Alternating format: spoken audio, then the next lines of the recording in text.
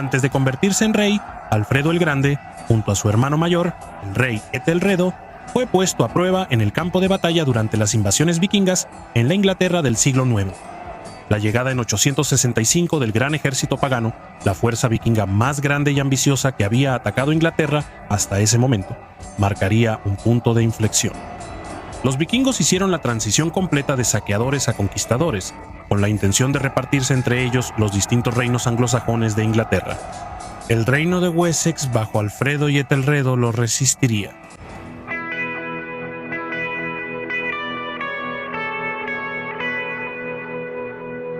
Al nacer no se esperaba que Alfredo el Grande fuera rey.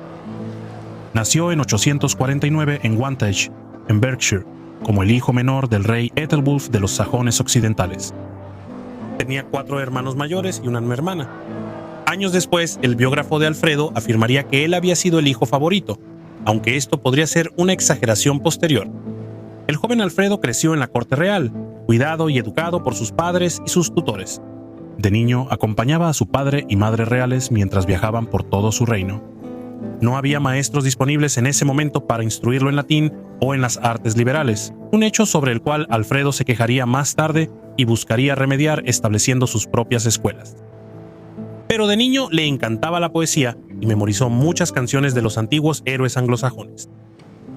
El biógrafo de Alfredo, Asser, relata un incidente que reflejaba el amor de Alfredo por el aprendizaje durante toda su vida. Un día la madre de Alfredo les presentó a sus hijos un hermoso libro de poesía inglesa y prometió dárselo a quien pudiera memorizarlo primero. Alfredo quedó inmediatamente enamorado del libro. Lo llevó de inmediato con su maestro y, con su ayuda, memorizó rápidamente el contenido. Luego recitó la poesía ante su madre, momento en el que ella, orgullosa, le entregó el valioso libro a su hijo. Una experiencia trascendental en la infancia de Alfredo fue su viaje de niño a Roma. El rey Ethelwulfo envió al joven Alfredo a la ciudad eterna en 853 para que pudiera beneficiarse de los recursos intelectuales y espirituales de la corte papal. Alfredo viajó de nuevo a Roma en 855, esta vez con su padre recién viudo. En el camino, Alfredo y su padre se detuvieron en la corte franca de Carlos el Calvo, donde fueron recibidos calurosamente. Los viajes de la infancia de Alfredo a Roma y al reino franco le permitieron disfrutar de la erudición y la cultura de estas importantes cortes. Años después, Alfredo recordaría estas experiencias mientras establecía instituciones educativas en su propio reino, llamando a hombres eruditos del continente para que lo ayudaran. El padre de Alfredo murió en 858. Varios de los hermanos mayores de Alfredo ocuparon el trono en rápida sucesión, pero fue durante el reinado del cuarto hijo de Ethelwulfo, Ethelred, cuando el reino de Wessex enfrentó una amenaza crucial por parte de los vikingos.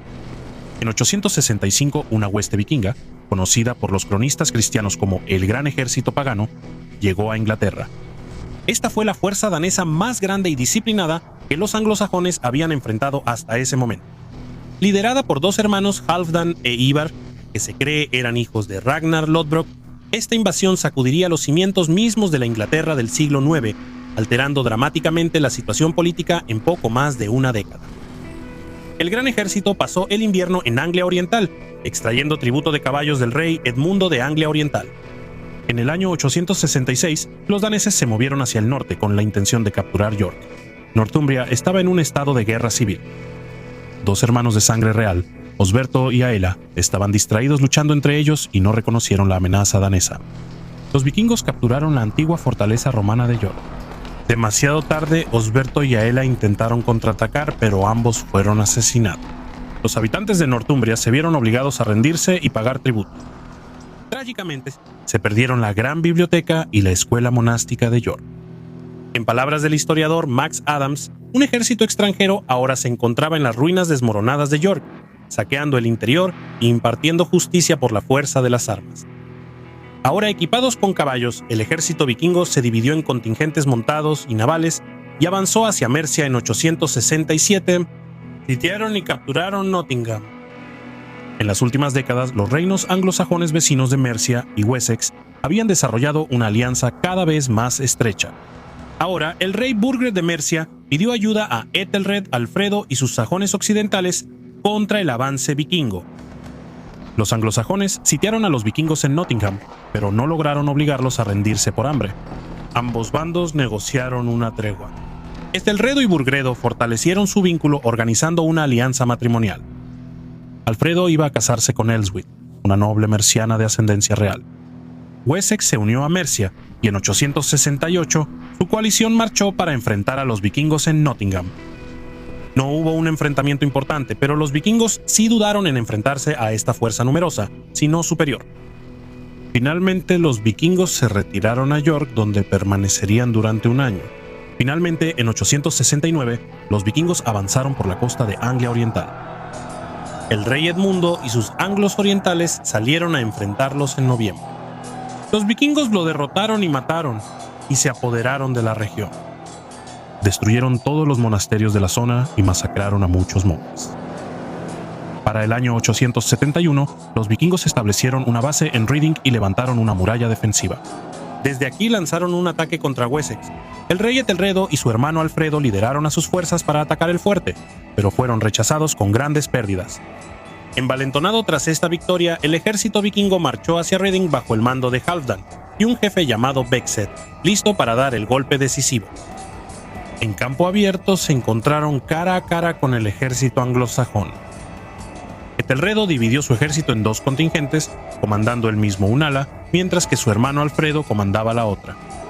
Los vikingos también estaban desplegados en dos formaciones, una bajo el mando de Halfdan y la otra bajo el mando de Beckset. Esto resultaría en un choque brutal y de varias horas entre murallas de escudos, uno de los enfrentamientos clave del periodo, la batalla de Ashdown. La vida del rey Alfredo, escrita por Asser, describe el encuentro. Los vikingos habían tomado primero la posición más alta y los cristianos estaban desplegando su línea de batalla desde una posición más baja. Allí crecía un árbol de espino bastante pequeño y solitario, alrededor del cual los ejércitos opuestos chocaron violentamente con fuertes gritos de todos, un bando actuando injustamente y el otro dispuesto a luchar por la vida, sus seres queridos y su país.